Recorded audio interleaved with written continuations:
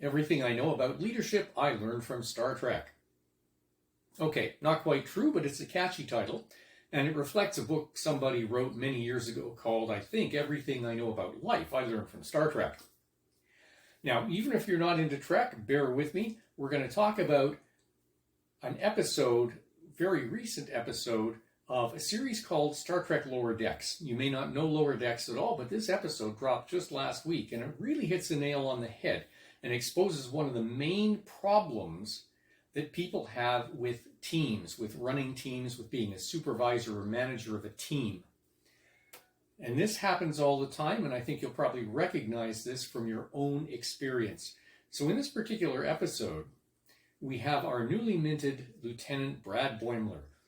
And Boimler's just been promoted from ensign to lieutenant.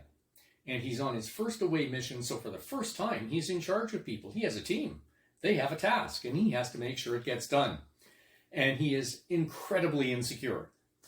Totally insecure, so insecure that even, one of his team members comes up to him just as they're getting ready to do this mission and says, "Excuse me, have you finished your confidence building ritual yet?" His self-talk ritual to really get himself going so he believes he can do this. But he falls into a trap that almost all insecure leaders do. What is it? Very simple. He starts taking over.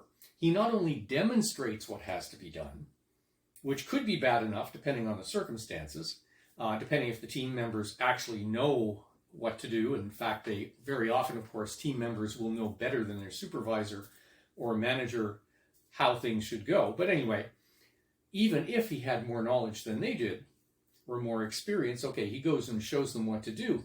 But he goes beyond that, goes way beyond that. He starts doing the whole thing himself. And pretty soon his entire team is sidelined doing pretty much nothing.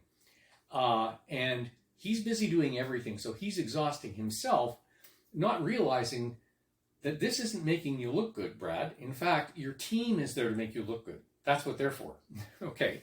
And because the team is over there, really doing absolutely nothing, they feel not trusted, disempowered, they have no agency. And if you understand human beings, as we really are, when are we at our best? We're at our best when we are being creative, when we're allowed to, say, discover problems and then discover solutions to the problems. But he wasn't allowing his team to do any of that. He was doing it all on his own. Now, why does this happen? Well, it's not just insecurity, but it's a typical human behavior pattern. You see, his team is doing the job that he, up till very recently, had done all the time. Right? He used to be the ensign. Now he's got a bunch of ensigns, and he's in charge of them. So what does he do? Well, he mentally defaults to his old job. And so often that happens. We default to our old job, not realizing what the responsibilities of leadership are, and that they're completely different from what we used to be doing.